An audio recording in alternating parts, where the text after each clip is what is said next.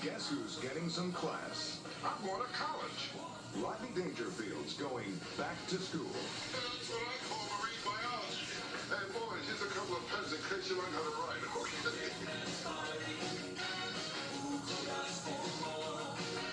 When I used to dream about going to college, this is the way I always pictured it. Wait a minute, when did you dream about going to college? When I used to fall asleep in high school.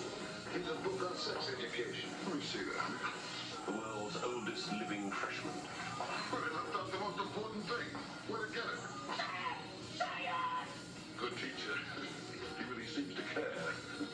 About what, I have no idea. A little something for the kids, okay? Take that, it's okay, huh? I don't have any kids. No, because we're here. Get yourself some kids. We're here. Take it all right? What a woman. She is the teacher. No, I like teachers. Do something wrong, they make you do it over again. What do you say you and I have dinner tonight? Actually, I'd like to join you, but I have class tonight. Why don't you call me sometime when you have no class? He's not just the big man on campus. Hey, folks, it's on me. Shakespeare for everyone, okay? You too, honey. Ooh, I'd like to tame your shrew. He's the wildest man on campus. Shake it up, baby! Say when. Right after this drink. Rodney Dangerfield, back to school. Baby. Well, yes, I am going to be reviewing with Rascal the movie Back to School.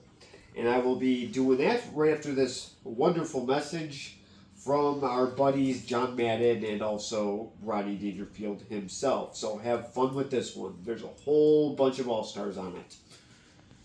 Here at the 18th hole of this light beer open, and we've seen some real unusual shots today. You said it.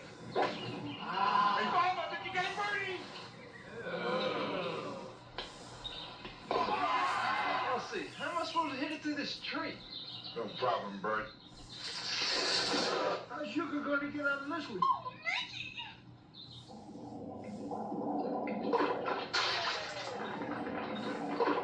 That calls for another light beer propeller. Make it 2, 3, 4. It's a good thing light's less filling. John, the last player's approaching the tee. And when it goes to 100, you sell. I won't be long, girls. Hold my calls, will you? It hit the weather vane! It's in the drain! Here it comes out! It's going on the green! It's going in the hole! Light beer from Miller. Everything you always wanted in a beer, and less. This over. Well, I hope you enjoyed that commercial. We all, I hope you saw the end of that commercial, by the way. That is where Adam Sandler, I think, got his idea from Happy Gilmore. So there we go. So we have these today's weak comedians taking away from the strong ones back in the day. So yes, that was the commercial with John Madden and a few others. We got Bubba Smith in there. And of course, Rodney Dangerfield at the end. So moving on, Rascal left. So I am going to be reviewing the movie Back to School that came out in 1986. From what I read, this movie actually ended up number 4 in that year. Top Gun was number 1.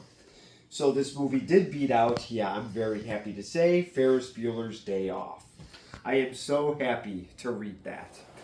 So yeah, so Top Gun was the number 1 movie. Not really surprised there, but there were some other good ones that came out. The Hoosiers came out that year. The Color of Money, which I didn't care for, but that was kind of a big one. And like I said, Top Gun, I believe Back to the Future came out. So there were some good ones in there it was competing with. So this is Back to School, starring Rodney Dangerfield. This guy really shouldn't need an introduction. But he was a big stand-up comic. He was on Johnny Carson. He was... Who and what? The Johnny Carson show. He was on there. He really made some, obviously he made some appearances on there as a guest. So he was the late night TV guy. He should not be compared to Jimmy Kimmel because the guys today are garbage, which I've mentioned before. Okay, so this is starring Rodney Dangerfield as he changed his name from Maloney to Mr. Mellon. So to quote Dr. Bourbet, who was in this movie, I hope you find this review interesting. and a lot of fun. I had to quote him, sorry. I had to throw that in there. So this is also starring Paxton Whitehead, I believe his name is. This is also Sally Kellerman, who was also in MASH. We also have Ned Beatty, who we've seen in Rudy. He played Otis in Superman. You haven't seen him in anything? Well, most of these actors are actually passed away, unfortunately. I'm trying to think who I'm leaving. Oh yes, Robert Downey Jr. is in here as his son's friend. He has blue hair. He's kind of a weirdo. His son is played by the very boring Keith Gordon. I said how most of these actors are dead. Well, Keith Gordon's personality is dead. He fits in well with the generation boring that I bring up on constant reviews. Let's see here. Who else am I leaving out? There are some big... Oh, yes. Sam Kinison is one of the teachers. He was a stand-up comedian back in the day, back in the 80s and 90s. He was, of course, we know him to be an alcoholic, and he died by a drunk driver. So... So that's what happened to Sam Kinison, which is too bad, because his stand-up comedy was really funny. Sorry, Rob Schneider, he's actually funny, you are not. So, I'm just trying to think if I'm leaving anybody else out. Oh yes, Burt Young, I forgot about Burt Young. I really liked him in this. He was, I guess, protecting Thornton Mellon. He was also his chauffeur. We know Burt Young from the Rocky movies as being Adrian's bum brother. In this, he was actually a very decent character. And he has been in other movies as well, but this is one that I think he actually had a very, very good part in. So, to get right to this story here, Thornton Mellon is running this tall and fat store. So, of course, he's got customers like John Madden, George Wendt, probably John Candy. He probably turned away Roseanne Barr and Rosie O'Donnell and said, "Get out of my store." But anyways, these are the type of people that would be going in this store. They are larger people. So that is pretty much this successful business that he runs. And he pretty much doesn't go to college or have any real education except for a high school diploma.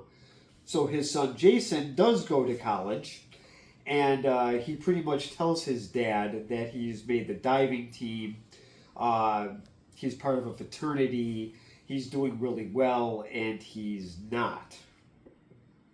So his dad, Rodney Dangerfield, goes to college, surprises him, finds out all this stuff he made up. So he decides, you know what? I'll do it. I'll do it with you. I will go back to school. So what a fun father to have in class. And Thornton Mellon has to learn that he has to actually study. He can't just buy his way. He just can't buy his grades and get massages and party and have a good time. You actually have to put the work in. So, I mean, just imagine Rodney Dangerfield in college. It would be one big party. So his son ends up going on he does end up making the diving team. And something I do want to bring up that I read is Rodney Dangerfield may not look like it, but I guess he was an acrobatic diver back in the day. And one of the dives he does in the movie is not a stunt double. It's actually him doing it. I didn't think it was. So he's got some diving skills, which I really didn't see that coming. I was shocked when I read that. So I figured I'd have to share it. So I'm actually going to show the first clip where he is advertising his tall and fat store. Pleasantly plump, a little on the hefty side perhaps. Well, let's face it.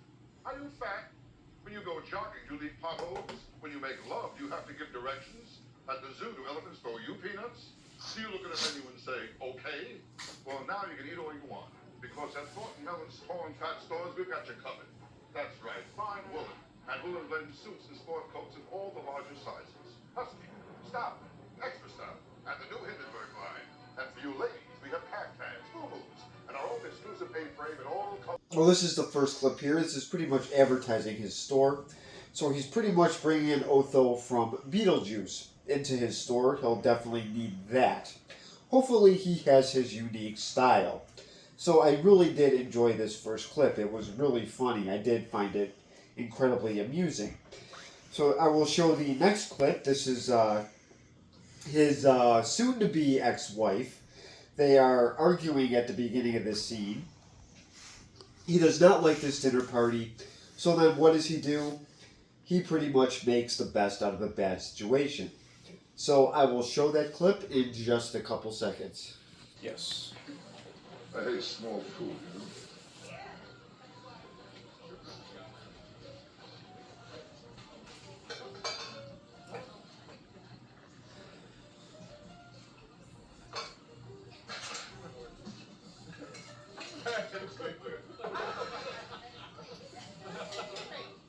Well, here it is, a really bad situation for him. He couldn't even get a beer in his own house.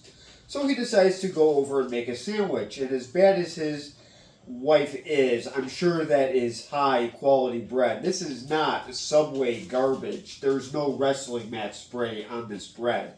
So he's at least eating somewhat better here. I'm sure those meatballs are really good too. So he pretty much makes his own meal here. He cuts the bread in half, says he learned this in Europe. And then he meets his wife's friends and, spits on his hand and then shakes it. So it really does get really, really funny. That is a part you do have to check out. So far it is very funny. So he ends up making a surprise visit to his son's college. And I'm going to show that clip in just a couple seconds. I'm sure he's very surprised. Hey, I'm sorry, and I'm glad to see you, but I wish I know you're coming. I'll bet you did, huh? I looked for you at the Trinity House. They said you weren't a member. Well, I can explain that. They also told me not in the diving team. They said you were the towel boy. Well, I can explain that too. Okay, explain it. I lied. Great. That explains it, huh? Jason, you don't lie to me. You lie to girls. The dad, and that's Luke. That's your real hair? What do you think? I think you're trying to get back at your parents. That's what I think.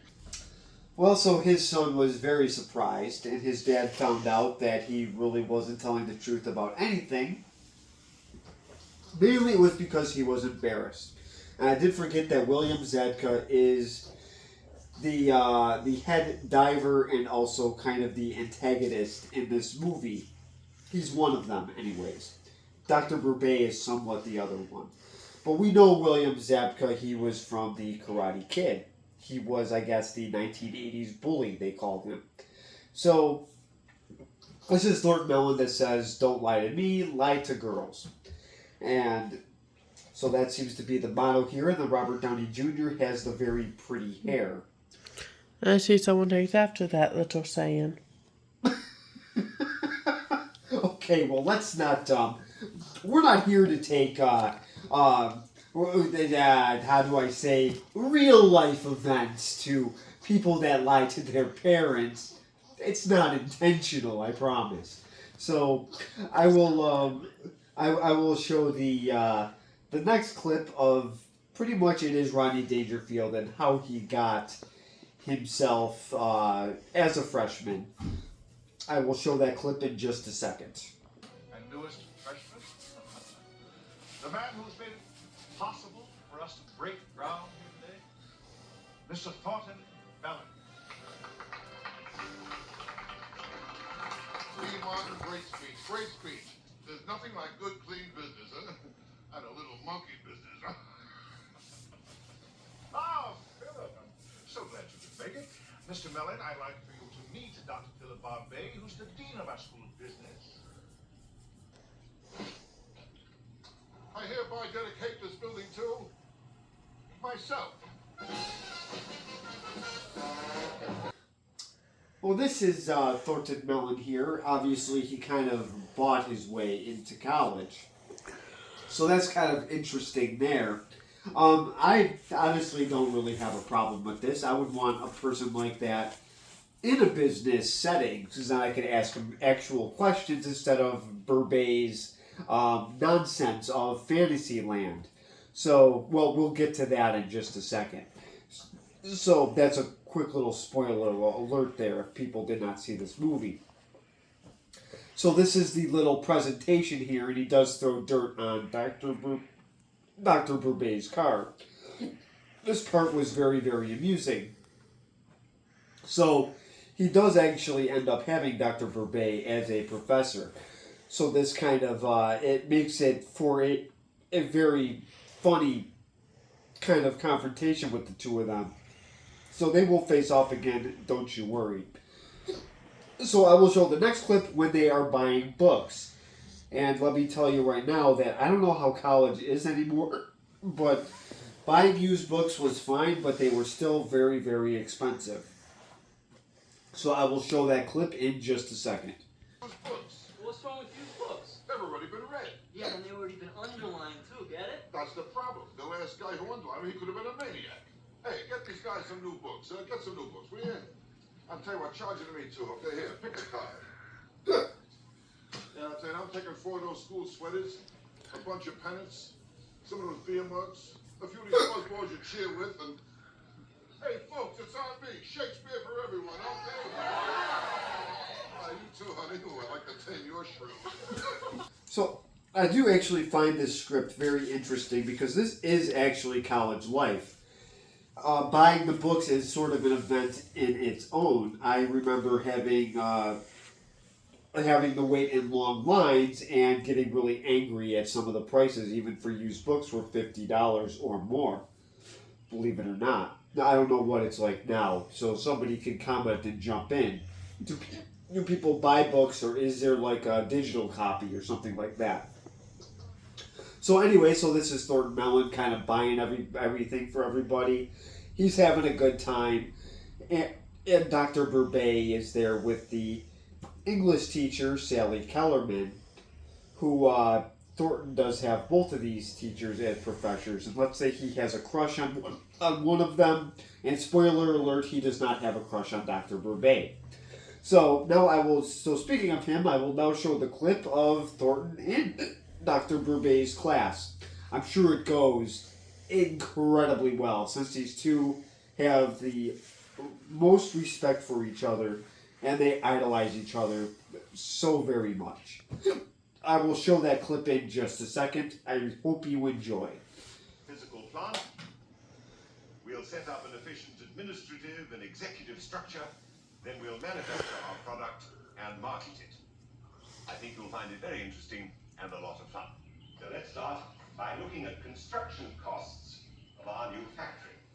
What's the product?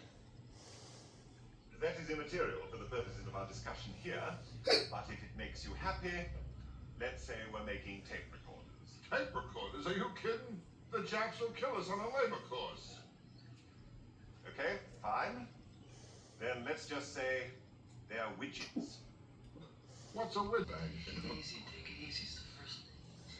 On the board, you will see a cost analysis for construction of a 30,000 square foot facility, which will encompass both factory and office space, and is fully serviced by all utilities, a railroad spur line, and a 4-bay shipping dock. Hold on. Why Bill?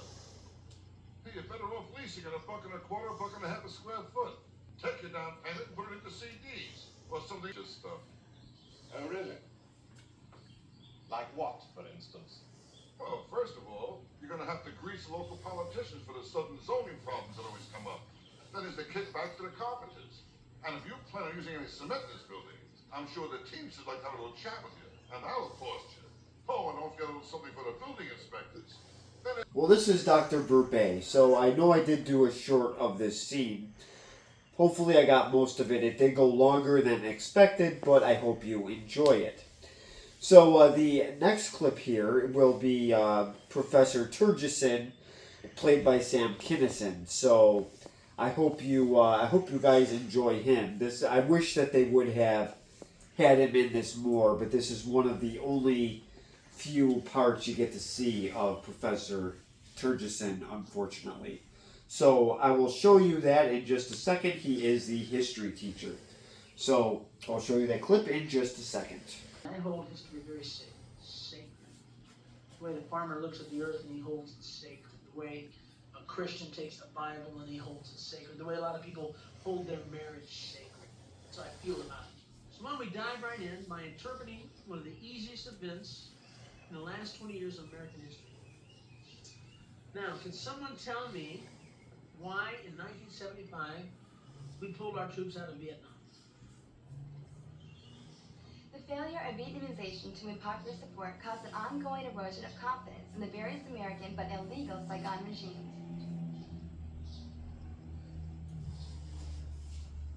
Is she right? Because I know that's the popular version of what went on there. I know a lot of people like to believe that. I wish I could, but I was there. I wasn't here in a classroom, hoping I was right, thinking about it. I was up to my knees in rice paddies with Johnson Edwards going up against Charlie, slugging it out with these pussies like you. We're back here partying, putting headbands on, doing drugs, listen to the goddamn Beatle album. Hey, Professor, take it easy, will you? I mean, these kids, they were in grade school at the time. And me, I'm not a fighter. I'm a lover. Mr. Helper. But since you want to help, maybe you can help me, okay? Remember that thing we had about 30 years ago called the Korean conflict? Yeah, where we failed to achieve victory. How come we didn't cross the 38th parallel and push those rice eaters back to the Great Wall of China and take the Berkeley brick and New Delhi back into the fucking Stone Age River? How come? Tell me why? Say it! Say it! All right, I'll say it. Because Truman was too much of a pussy whip to let MacArthur go in there and blow out those commie bastards. That's a good answer. Well, folks, this is Professor Turgeson, and I like how the blonde bimbo here gave the park ranger answer, and as much as you might think Turgeson was being tough, he was giving the correct answer. The blonde girl there was giving the textbook glossed over version. So this is what the comic book readers believe is the blonde bimbo's version. So yes, all these people on Reddit, sorry if you find Turgeson too harsh. This is the reality, not a fantasy land. So yes, I do agree that I think Turgeson had a bad day. He probably found some type of some type of agreement document that he had to sign, and he had a hard time finding the square to check off on. All that reading can be kind of a nuisance. So he just kind of had a rough day. But it's okay. I would actually love to have him as a history teacher. So now I will show the next clip of Thornton Mellon enjoying his college life. And then this actually will be the final clip I'm going to show. Just because this is a movie that I'm going to have you find out the rest of it for yourself. Because I don't want to give anything else away. So I will show one more clip and then that will be it. And I'll show you that in just a second. Why? They have lockers. You could have changed here. I don't change in front of guys. And the next thing you know, you're showering with the fellas. And the next thing you know, you're pinned to a sophomore named Chip. Come on, let's go. See you later. Well, this is the final clip here. He's got his little robe on here because he's going to be trying out for the dive team, him and his son together. And they do both make it. Rodney Dangerfield didn't do any famous flip or anything, so I did not show that. But you will have to find that out for yourself. You can stream this, I believe, on, is it called Tubi or Tubby? Okay, it's called Tubi, from what I was just told. So there you go. So that's how you can find this movie. And this is one that you would probably want to check out. But we'll see how my little buddy Siskel the Grouch and King of the Toilet Chair enjoy this movie first. Let's see if they liked it or if they didn't. It doesn't matter. Either way, I'm going to rip on them. So I will show them in just a second. About a middle-aged freshman who don't get no respect. His name's Back to School, and it stars Rodney Dangerfield in his best role yet, a role that comes the closest to combining the Rodney that we know and love with a good story and some good direction. In the movie, Dangerfield plays a wealthy retailer who decides to drop out of a rat race and return to college as a freshman. He wants to help out his son, who can't get into a fraternity and is only the top boy on the diving team and, in general, don't get no respect. Here's a scene that explains how Rodney gets the university to accept him as a student.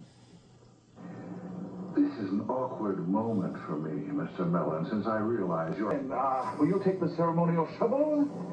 The approach to undergraduate life is like the guy who walks into a bar and buys drinks for everyone. But they use books. Well, what's wrong with these books? Everybody. Yeah, and they already been underlined too, get it? That's the problem. The last guy who underlined it, he could have been a maniac. Hey, get these guys some new books. Get some new books, will you? I'll tell you what, charge you to me too, okay, here. Dangerfield discovers a few aspects of campus life he can really identify with, like English professor Sally Kellerman. Under the Morris wall, and I... Back to School has a lot of familiar ingredients in it, like the uptight dean and the crazy history professor and the campus jock who looks down on everyone. What it also has, and what I like the most about it, is a lovable character for Rodney Dangerfield to play. He gets to use all of his patented one-liners and insults and put-downs, but at the same time, he's a sweet guy who thinks that him in college shouldn't be any harder than selling slacks. My favorite scene is the one where he takes the class in business management and he tries to make a few helpful suggestions about the real world of kickbacks and payoffs. I was surprised how much I liked this movie. I wasn't surprised because I like Rodney Dangerfield as soon as I see him on camera. And the camera hits him and I start to laugh. What amazed me is that it worked within this setting, because you would think that the last person that you'd want to go to school is to be one of your parents. I mean, you'd be pleased that you wouldn't enjoy it. But if this guy were your dad, school would be a lot of fun, because he's a blast. Yeah. And he has this whole, I'm an immigrant, I made millions of dollars, let's have a party. Why should we have a party? And he's absolutely irresistible on camera. The character is beautifully written, beautifully played by Dangerfield. It's a ball. I had a terrific time. It's also interesting because there's a very good screenplay here. It's not just Rodney Dangerfield and his one-liners. Yes. Obviously, the person who wrote this screenplay knew something about going to college, knew something about English lit. They say, that scene where she's reading from Joyce's Ulysses is very beautifully done, and he is moved, and there's a certain genuine feeling to go along with the comedy, and all through the movie, there's a genuine emotional basis for the jokes, which helps to make them play better. This is a good one. Good acting, good writing.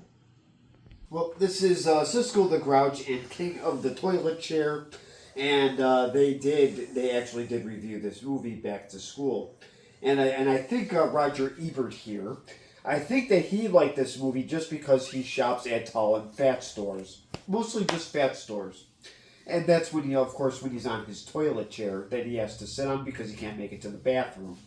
So I think he did ignore the jokes. I think he was up getting his Whoppers or Milk Duds, and he just pretended to like this movie.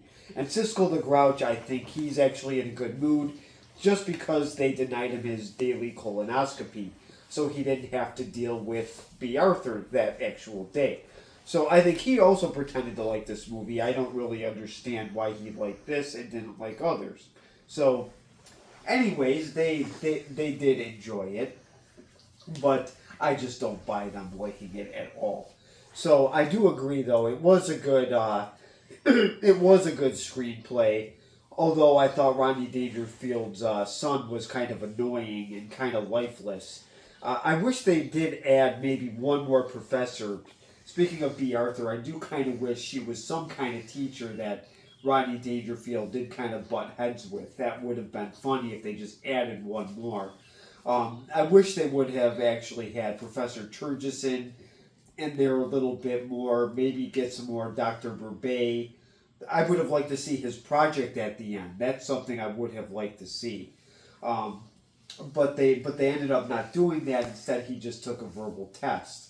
So this was a good movie, but I wish they would have just given me a little bit more, just to kind of spice it up a little bit, to make this a very enjoyable movie. But if I did have to grade this movie, I would give this a solid B. It was enjoyable. I just wish it gave me like that B+ or A-. But it didn't do any of that. But it's still a movie that I do highly recommend. Again, you can see this on Tubi, you can stream this, or you could just buy it yourself. But yes, this is maybe not a family movie, but it's definitely one to definitely watch. So please comment below, subscribe if you want, and thank you for watching.